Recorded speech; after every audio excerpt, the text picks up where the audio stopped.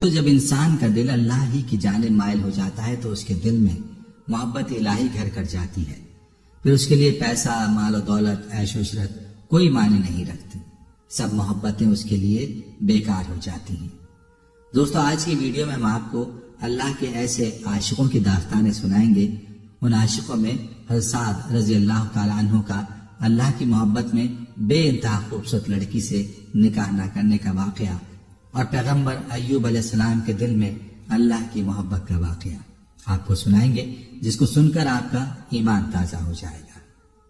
فرعون کی باندی کا محبت الہی میں تکلیف برداشت کرنے کا واقعہ، ایک بادشاہ کے بیٹے کا اللہ کی محبت میں عیش و عشرت قربان کرنے کا واقعہ، ایک صحابی رسول صلی اللہ علیہ وآلہ وسلم حضرت سعد رضی اللہ عنہ آپ صلی اللہ علیہ وآلہ وسلم کے پاس تشریف لائے اور عرض کیا، یا رسول اللہ، میرا کالا رنگ مجھے جنت میں جانے سے روک سکتا ہے؟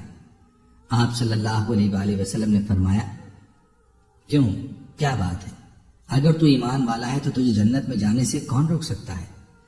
غرض کی کہ بات یہ ہے کہ غریب آدمی ہوں، میرا رنگ کالا ہے، میں بدصورت ہوں، بنو سلیم کا اشراف میں سے ہوں. اب بات یہ ہے کہ مجھے کوئی لڑکی نہیں دیتا، میری عزت اور کالے رنگ کی وجہ سے کوئی میرے ساتھ رشتہ نہیں کرتا. آپ صلی اللہ علیہ وآلہ وسلم نے فرمایا، آج عمر بن وہاب رضی اللہ عنہ ثقفی آئے ہیں. یہ مدینہ منورہ کے ایک چودھری تھے، بڑے مالدار تھے، ان کی بیٹی بڑی خوبصورت تھی. صحابہ رضوان اللہ علیہ مجمعین نے کہا، وہ مجلس میں تو موجود نہیں. آپ صلی اللہ علیہ وآلہ وسلم نے فرمایا، جاؤ عمر بن وہاب رضی اللہ عنہ کو کہو کہ اپنی لڑکی تیرے نکاح میں دے دیں. حضرت سعد رضی اللہ عنہ جا کے دروازے پر پہنچے، دروازے پر دستک دی. حضرت عمر بن وہاب رضی اللہ عنہ باہر نکلے.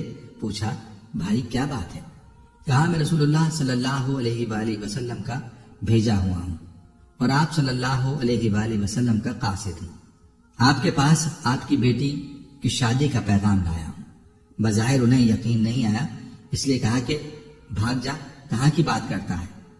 وہ تو بیچارہ غریب تھا، پہلے کا غم کھایا ہوا. وہ تو ڈر کے وہاں سے پیچھے ہٹا. ادھر عمر رضی اللہ عنہ کی بیٹی حسن و جمال میں مشہور بیٹی کے کان میں آواز پڑ گئی. پیچھے سے آواز دی، ابا جان سوچ تو لیا کرو کیا کہہ رہے ہو؟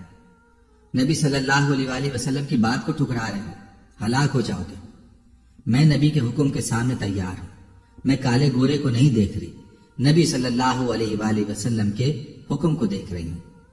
جاؤ میں تیار ہوں اور کہہ دو میں شادی کروں گی. حضرت عمر بن وہاب رضی اللہ عنہ ثقفی بھاگے بھاگے پیچھے گئے. آپ مجلس میں تشریف فرما ہیں. جب دیکھا کہ عمر آئے ہیں تو فرمایا، تو نے ہی اللہ کے رسول صلی اللہ علیہ وآلہ وسلم کی بات کو ٹھکرایا.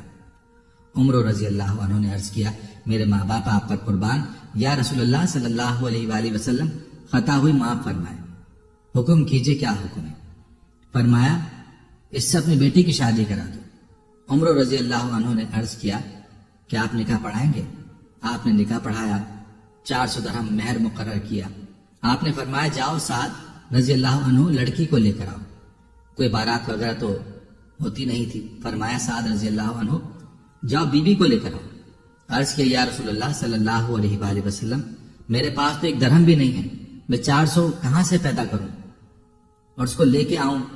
آپ نے فرمایا، چلو گھبرانے کی بات نہیں، جاؤ علی رضی اللہ عنہ کے پاس جاؤ، عثمان عبد الرحمن کے پاس، ان سے کہو کہ 200 درہم دے دیں، تیرے پاس 600 درہم ہو جائیں گے، 400 مہر ادا ہو جائے گا اور 200 سے اپنا کوئی کام کر لینا، نہ گھر نہ در، کوئی اور چیز، کپڑا ہی لے لینا. عرض کیا، بہت اچھا. حضرت عثمان، حضرت علی، حضرت عبد الرحمن رضی اللہ عنہ کے پاس گئے. انہوں نے خوش ہو کر 200 سے زائد دے دیا. کتنا زیادہ دیا؟ صرف اتنا لفظ آتا ہے کہ 200 اور کچھ زیادہ 900 یا 1000 ہوں گے. اب حضرت سعد رضی اللہ عنہ بڑے خوش.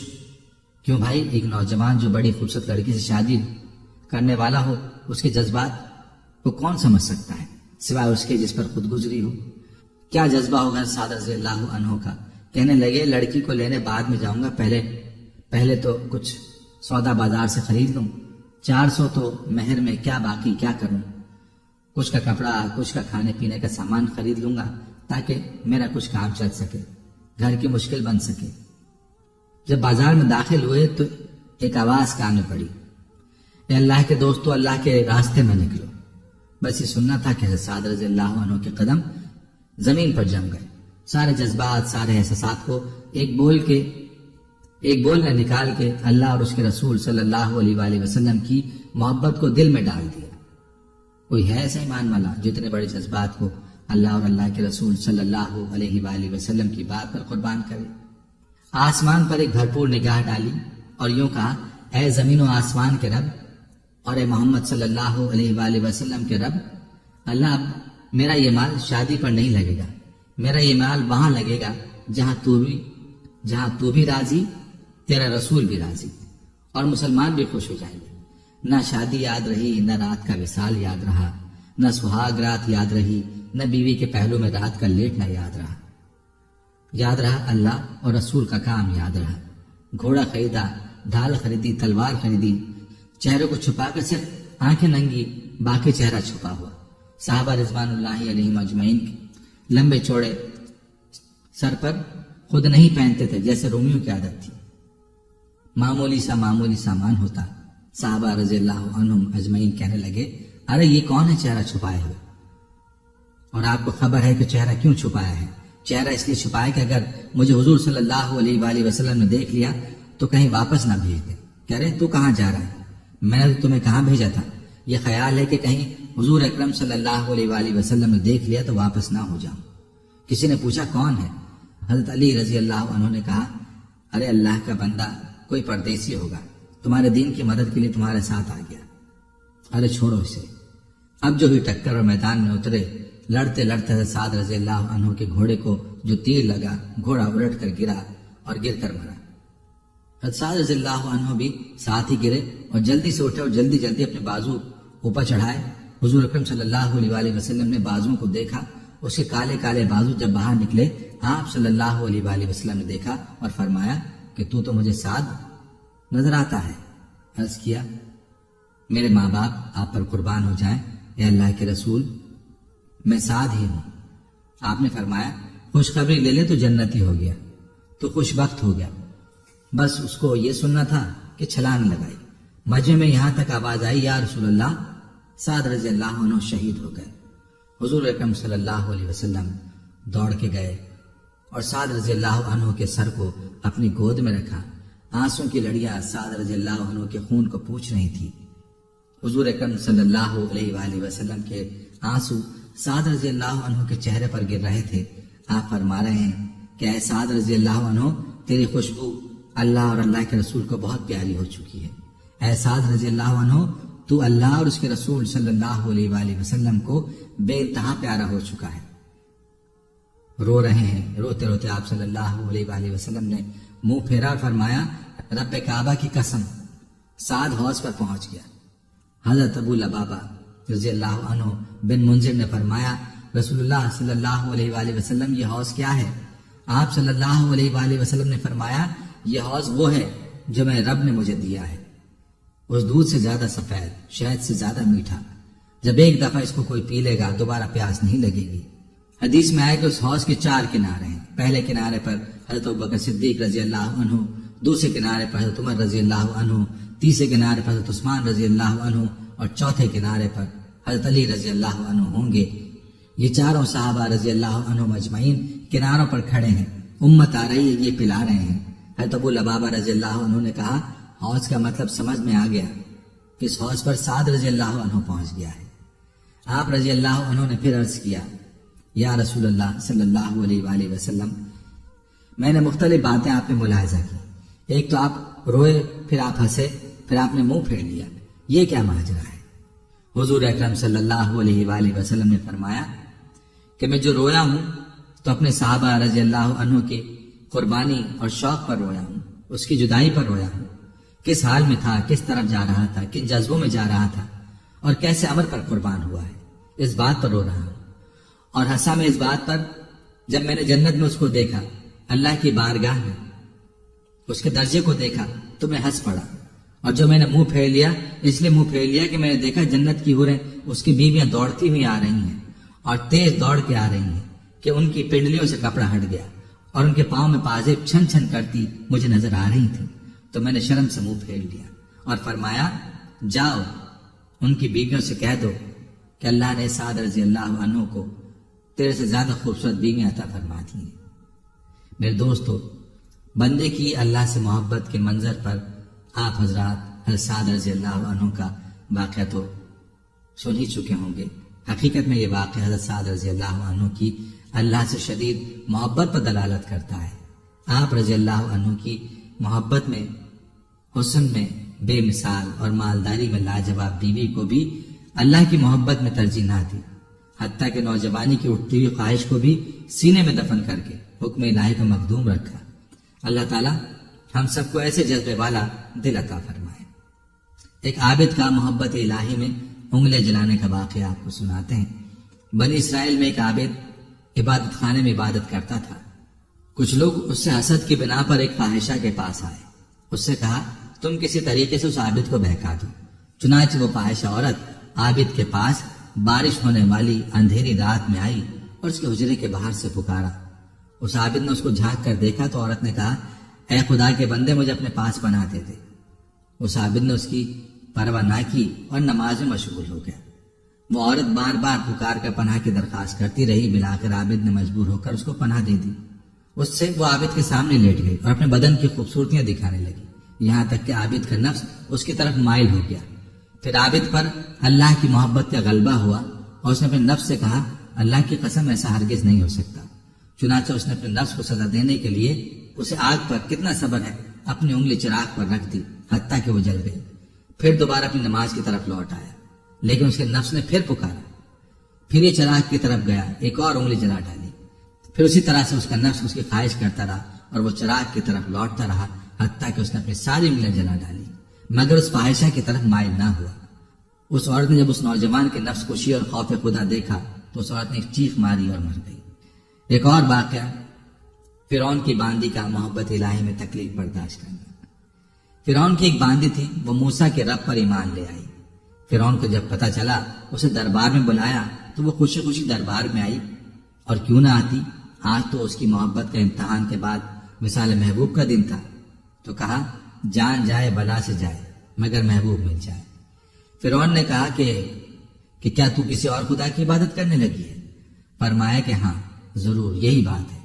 اچھا اس خدا کو چھوڑ دے اور میری خدائی کا اقرار میرے سامنے کر لے۔ فرمایا یہ تو قیامت تک نہ ہوگا۔ حکم دیا کہ اچھا اس عورت کو چومیخا کرو۔ فوراً چاروں ہاتھ پیروں کو میخوں سے جکڑ کر اور بالکل بے حس و حرکت لٹا دیا۔ پھر بہت سے سانپ اور بچھو جو اہل اللہ کے کٹوانے کے لیے موجود رہتے تھے منگوائے گئے اور اس عورت کے اوپر ڈالے اور کہا کہ لے اب بھی اس خدا کو چھوڑ دے، نہیں تو پورے 2 ماہ اسی عذاب میں ڈالے رہوں گا۔ بی بی معاشطہ نے جواب دیا کہ تو 2 مہینے تو کیا، بے شک سارے سال عذاب میں دے کر رکھ لے۔ روز بروز خدا کی محبت زیادہ ہوگی، ایک ذرہ کم نہ ہوگی۔ بخاری کی روایت ہرقل شاہ روم کے الفاظ ہیں کہ ایمان کی شان یہ ہے کہ جب ایمانی لذت دل میں بھر جاتی ہے پھر کسی طرح نکلنے کا نام نہیں لیتی۔ اے فرعون 2 مہینے تو کیا اگر برسوں تک بھی عذاب کرے گا تو یہ بندی اپنے مولا رب العلا کو نہ چھوڑے گی۔ اس نے ایک بیوی کی 2 لڑکیاں، ایک 4-5 سال کی اور ایک ابھی دودھ پیتی تھی۔ فرعون نے کہا دونوں کو بلا کر پہلے بڑی لڑکی کو ماں کی چھاتی پر لٹا کر ذبح کیا اور پھر کہا لے اب بھی سمجھ جا، نہیں تو اس دودھ پیتی بچی کو بھی اسی طرح ذبح کر دیں گے۔ فرمایا اگر تو سارے جہاں کو لا کر میری چھاتی پر ذبح کر ڈالے گا تو بھی میں اس محبوب کو نہیں چھوڑوں گی۔ یہ سن کر فرعون نے حکم دیا کہ چھوٹی لڑکی کو بھی ذبح کیا جائے۔ جس وقت اس معصوم ننھی سی جان کو چھری کے نیچے ماں کی چھاتی پر جہاں وہ پہلے دودھ پیا کرتی تھی، آج اپنی چھوٹی سی جان اس نعمت کے شکریہ میں راہ مولا میں قربان کرنے کے لیے لائی گئی، ماں کی آنکھوں میں آنسو بھر آئے۔ 6 مہینے کی جان نے بآواز بلند کہا ہائے اماں روتی کیوں ہو، وہ جنت تمہارے لیے تیار ہو رہی ہے۔ اے ماں جنت میں پہنچ کر دیدار الہی نصیب ہوگا۔ ماں بچی سی تعجب کی بات سن کر پوری مضبوط ہو گئی۔ ادھر ظالموں نے اسے ذبح کیا۔ ننھی بچی کا فراق زیادہ ماں نے پسند نہ کیا، خود بھی ساتھ ساتھ راہی جنت ہوئی اور نہایت آرام سے جنت میں پہنچ گئی۔ یہ تینوں ماں بیٹیاں ادھر راہ خدا میں کام آئی۔ جب سید الموجودات خلاصہ کائنات علیہ الصلوۃ والسلام معراج پر تشریف لے گئے اور براق میدان مصر کے قریب پہنچا۔ یک جنت کی خوشبوات صلی اللہ علیہ وآلہ وسلم کے دماغ میں آئی۔ فرمایا کہ جبریل، یہ کیسی خوشبو ہے؟ کیا یہ خوشبو جنت کی خوشبو ہے؟ حضرت جبریل علیہ السلام نے فرمایا کہ یا حضرت، جنت تو یہاں سے بہت فاصلے پر ہے، لیکن یہ فرعون کی دختر کی کنگھی کرنے والی عورت کی خوشبو ہے۔ واہ، سبحان اللہ و بحمدہ، سبحان اللہ العظیم۔ ایمان میں کیسی تیز خوشبو ہے کہ جس کی خاک میں ایمان والا مل جائے گا اور اس خاک کو نمونہ جنت بنا دے گا۔ ہاں، سوچنے والی بات یہ ہے کہ جب قبر کے باہر سے خوشبو کا یہ عالم ہے تو اندر انعامات برس رہے ہوں گے۔ ایک اور واقعہ آپ کو سناتے ہیں، فرعون کی بیوی کا محبت الہی میں عیش و عشرت ٹکرا دینے کا واقعہ۔ اس تمام منظر کو جب فرعون کی بیوی آسیہ نے دیکھا تو اس نے دل میں کہا، کوئی ماں اپنے بچوں کو ایسے قربان کر سکتی ہے؟ کوئی ماں اپنے بچوں کو ایسے قربان نہیں کر سکتی سوائے دین حق کے۔ روبرو وقت شہادت اس بیوی کے لیے ملائکہ کا آسمان سے نازل ہونا اور روح مبارک کو جنت کے کفنوں میں لپیٹ کر لے جانا سب نظر آ رہا تھا۔ اب کیا تھا، محبوب کے گھر کے ملازمین نظر آ گئے، جوش الہی پیدا ہو گیا اور حجاب درمیان سے اٹھ گیا۔ عشق اور مشق چھپائے نہیں چھپتا۔ بی بی آسیہ رضی اللہ عنہا دیوانوں کی طرح بکھر بیٹھی۔ اتنے میں فرعون گھر میں بی بی آسیہ رضی اللہ عنہا کے پاس آ بیٹھا۔ بے ساختہ آسیہ رضی اللہ عنہا نے بآواز بلند کہا، اے مخلوق میں سب سے برے اور خبیث آدمی، تو نے ایسی نیک عورت کو قتل کر دیا۔ فرعون نے کہا، شاید تجھے بھی ویسا ہی جنون ہوا ہے۔ حضرت آسیہ رضی اللہ عنہا نے کہا، اے فرعون، مجھے جنون نہیں ہے، میں اس خدا کو ماننے والی ہوں جسے ماشتہ مانتی تھی، اور وہ کوئی ایسا ویسا خدا نہیں ہے، بلکہ زمین و آسمان اور تیرا بھی، اور اے فرعون وہی خدا ہے۔ جب فرعون نے یہ سنا تو آپ کے کپڑے پھاڑ ڈالے اور بہت زیادہ مالدار اور بی بی آسیہ رضی اللہ عنہا کے متعلقین رشتہ داروں کو بلایا اور یہ کہا کہ اسے سمجھاؤ کہ یہ بھی کیوں اپنی جان کی دشمن ہوئی ہے۔ متعلقین نے بی بی آسیہ رضی اللہ عنہا کو سمجھایا کہ ایسا نہ کرو، فرعون خدا ہے، اس کی نافرمانی کرنی ٹھیک نہیں۔ آسیہ رضی اللہ عنہا نے فرمایا، اگر فرعون مجھے ایک تاج ایسا بنا دے کہ سورج اس کے آگے ہو اور چاند پیچھے اور ستارے بیچ میں ہوں، میں پھر بھی اس خدا حقیقی کو نہیں چھوڑوں گی۔ فرعون نے حکم دیا، جاؤ آسیہ رضی اللہ عنہا کو چومخا کرو۔ بی بی کو زمین پر لٹا دیا، چاروں ہاتھوں پیروں میں میخیں جڑ دیں اور چھاتی پر آگ کا طبق بھر کر رکھ دیا اور کہا کہ اور بھی زیادہ عذاب کروں گا ورنہ اس خدا کو چھوڑ دے۔ آسیہ رضی اللہ عنہا نے کہا، اے فرعون، اگر تو عذاب کرے گا تو میرے جسم کو، لیکن خدا کی محبت میرے دل سے کم نہ ہوگی۔ اے فرعون، اگر تو میرے جسم کے ٹکڑے ٹکڑے کر ڈالے گا تو ہر خون کے قطرے کے بدلے میں عشق الہی اور زیادہ ہوگا، ہر پارہ جگر کے عوض میں محبت الہی بڑھتی رہے گی۔ برا کہنا، ملامت کرنا لوگوں کا دل کے اوپر اوپر ہے اور محبوب کی محبت دل کے تہہ میں ہے۔ اب حالت یہ ہے کہ خون میں نہائے ہوئے ہیں، طبق آگ کا سینے پر رکھا ہے، مگر عشق مولا کی آگ زیادہ بھڑکتی جاتی ہے۔ اتنے میں حضرت موسیٰ علیہ السلام کو خبر لگی کہ آج آسیہ رضی اللہ عنہا کے عشق کا امتحان ہے۔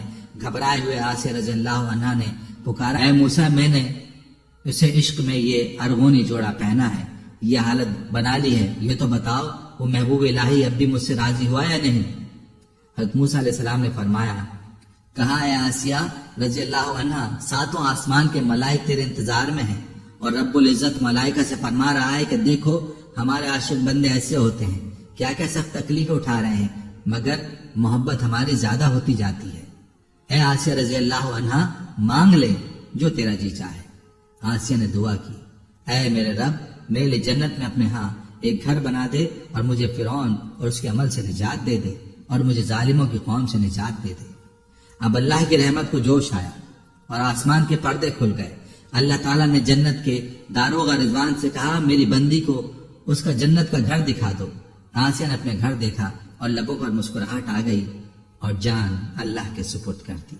ایک اور واقعہ آپ کی خدمت میں پیش کرتے ہیں، محبت الہی میں شہزادی کو ٹھکرا دینے والے عاشق خدا کا واقعہ۔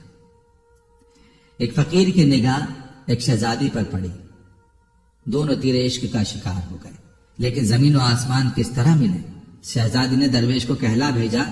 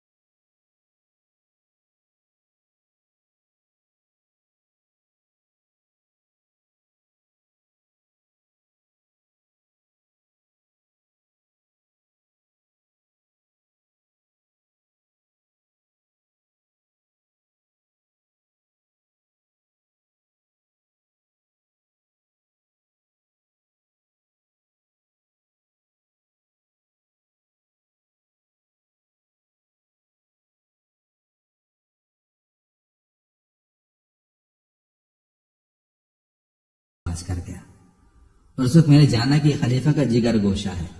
मैंने उसकी सब वसीयतों को पूरा किया और कुरान शरीफ और अंगूठी लेकर बगदाद आया और खलीफा हारून रशीद के महल के इरादे से निकला और एक बुलंद मकाम पर जो मैं जाकर खड़ा हुआ, देखा एक अजीम शान लश्कर आ रहा है, उसमें तकरीबन 1000 सवार होंगे।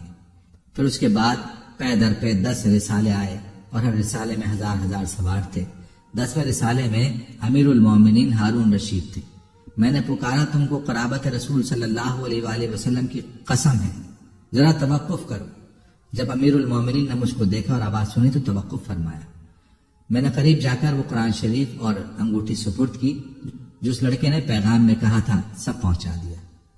अमीरुल मोमिनीन ने यह सुनकर कुछ देर सर झुकाया और आंसू बहाए। अबू आमिर कहते हैं कि उस रात जब मैं अपने वज़ाइफ से फारिग होकर सोया तो ख्वाब में देखता हूं कि एक नूर का कुबा है और उस पर एक नूर काबर है।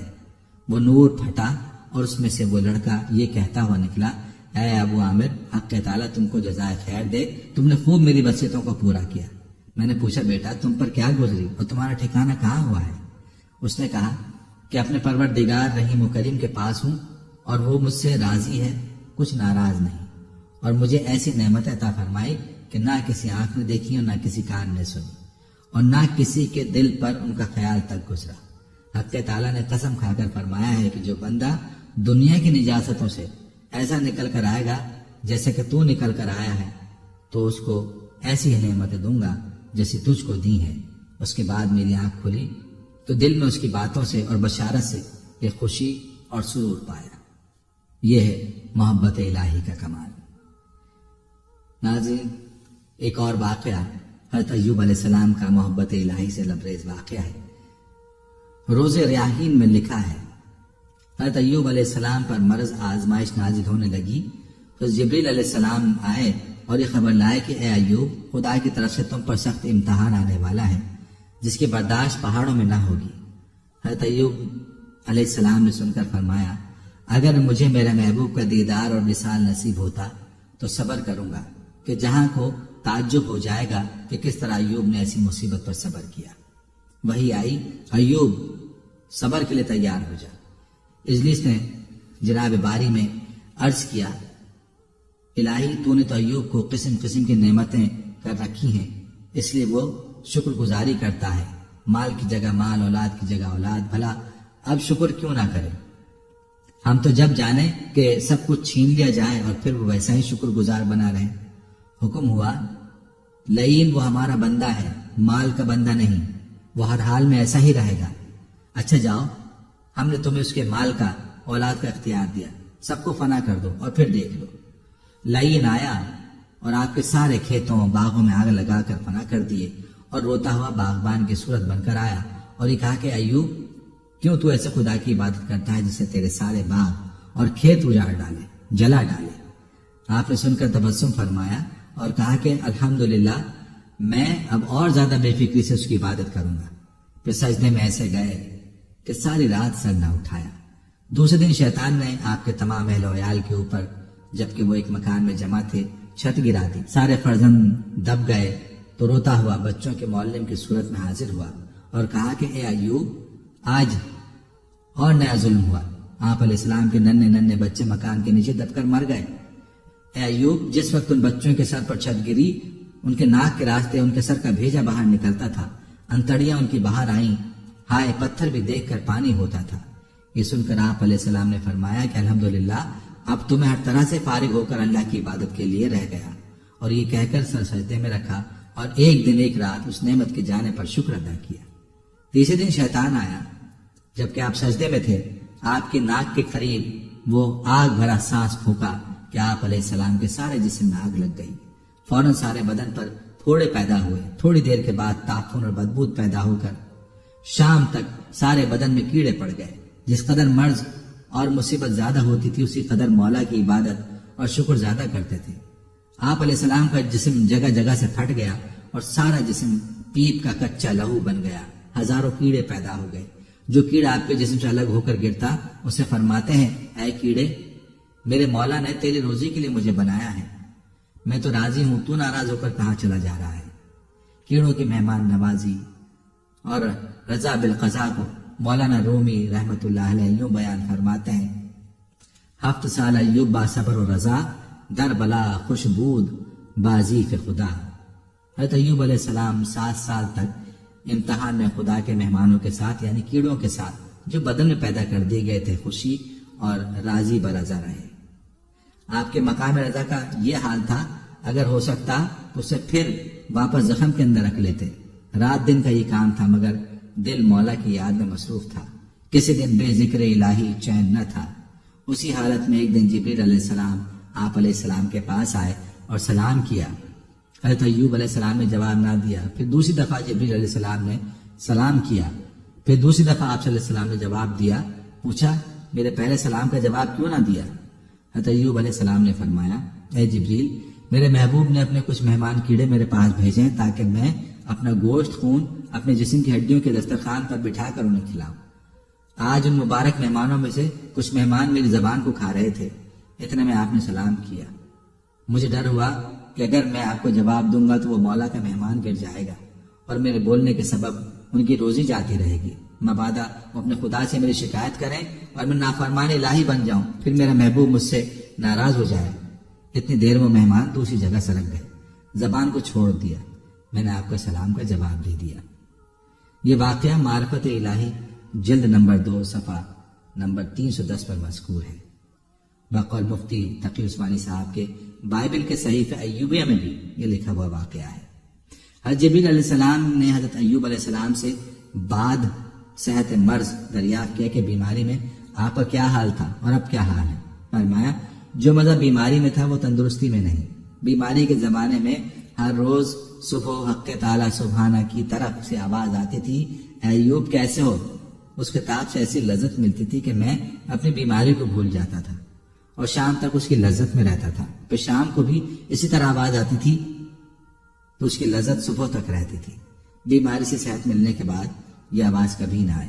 خلاصہ یہ ہے کہ جب آپ امتحان میں پورے اتر آئے تو اللہ تعالیٰ نے آپ علیہ السلام کو دوبارہ صحت اور دوسری نعمتیں عطا فرما دی۔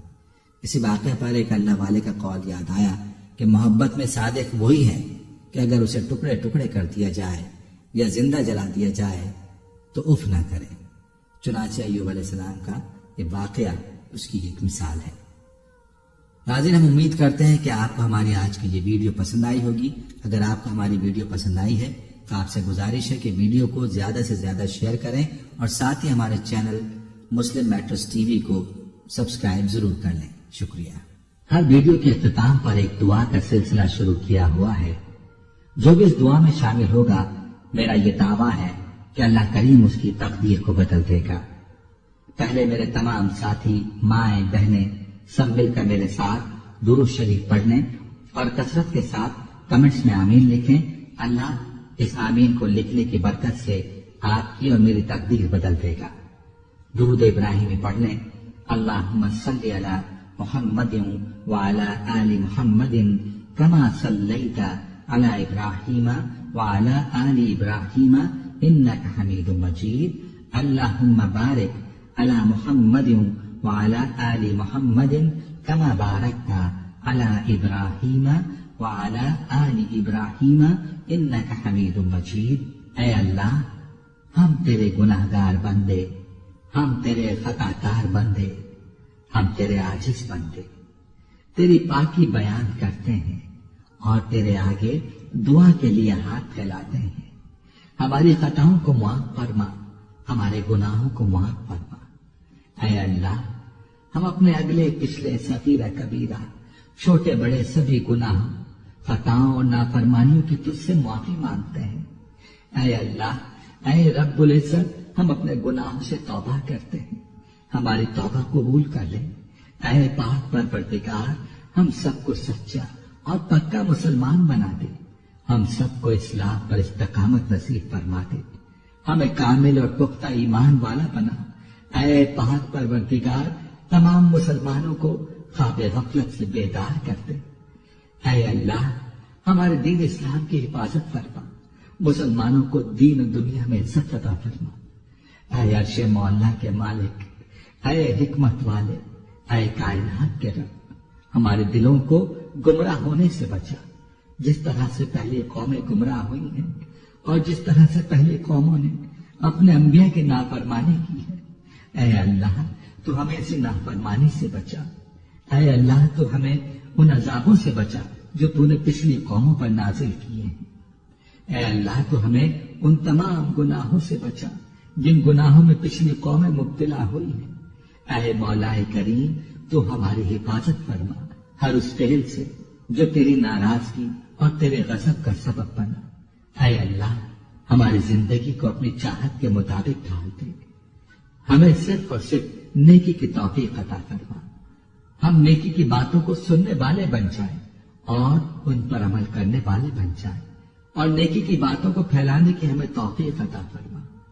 اے اللہ یہ دور فتنے کا دور ہے، امت کے اندر ہر طرح کے گناہ پائے جاتے ہیں، تو ہمارے حال پر رحم فرما اور ہمیں گناہوں سے بچنے کی توفیق عطا فرما۔ اے اللہ تو کریم ہے، تو رحیم ہے، تو رحمان ہے، تو غفور الرحیم ہے، تو ہمارے گزشتہ گناہوں کو معاف فرما دے اور آئندہ کے لیے ہمیں گناہوں سے بچنے کی توفیق عطا فرما۔ اے اللہ ہمارے تن من، ہمارے دل کو، دماغ کو، روح کو، جسم کو پاکیزہ بنا دے، ہمارے دلوں پر لگے زنگ کو، ہمارے دلوں پر جمی گندگی اور میل کو اپنی رحمت سے دھو ڈال۔ اے اللہ ہمیں اپنے عذاب اور رسوائی سے بچا۔ اے پاک پروردگار تمام مسلمانوں کی افلاس، سستی اور غفلت سے حفاظت فرما۔ یا اللہ اسلام کا بول بالا فرما، اسلام کا جھنڈا بلند فرما۔ اے اللہ کل امت محمدیہ کو حشر کی رسوائی سے پناہ عنایت فرما۔ اے اللہ ہم سے راضی ہو جا، ہمیں شیطان اور نفس کے شر سے بچا۔ اے پاک پروردگار ہمارے قدموں کو صراط مستقیم پر قائم رہنے والا بنا دے، ہم پر اپنی خاص رحمت نازل فرما اور اپنے قہر و غضب سے بچا لے۔ اے اللہ ہمیں ان لوگوں کی صحبت عطا فرما جو کہ تیرے پسندیدہ بندے ہوں، اور ہمیں تجھ سے قریب کر دیں، جو تیری یاد دلاتے رہیں اور ہمارے ایمان میں اضافے کا سبب بنے، اور ہماری نیکی کے سفر کی منزل جنت ہو اور تیری رضا کا حصول ہو۔ اے اللہ ہمیں وہ طاقت نہ دے جس سے ہم دوسروں کو کمزور کر دیں، ہمیں وہ دولت نہ دے جس کی خاطر ہم دوسروں کو غریب سمجھیں، ہمیں وہ علم نہ دے جسے ہم اپنے سینے میں چھپا کر رکھیں، ہمیں وہ بلندی نہ دے کہ ہمیں پستی میں کچھ نظر نہ آئے، ہمیں وہ سب کچھ دے جو ہم دوسروں میں بانٹ سکیں اور سب کے برابر ہو جائیں۔ اے پاک پروردگار کوئی کام آسان نہیں مگر تو جسے آسان کر دے، اور جب تو چاہتا ہے مشکل کو آسان کر دیتا ہے۔ یا اللہ جتنے بھی مسلمان بہن بھائی مشکل میں ہیں ان کی مشکلات کو آسان فرما دے۔ یا اللہ ہمیں کبھی بھی کسی بھی حالات میں مشکلوں اور پریشانیوں میں، خوشیوں میں، راحتوں میں کبھی بھی اکیلا مت چھوڑنا۔ اے پاک پروردگار ہماری کوشش یہی ہے کہ ہم نیکی کی بات کو پھیلائیں تاکہ تمام انسان ان گناہوں سے خود کو بچا سکیں جن گناہوں کی وجہ سے گزشتہ قوموں پر عذاب نازل ہوئے۔ اے مولا کریم نیکی کی ان باتوں کو پھیلانے میں تو ہماری مدد و نصرت فرما اور ہمیں نیکی کی باتوں کو پھیلانے کی توفیق عطا فرما۔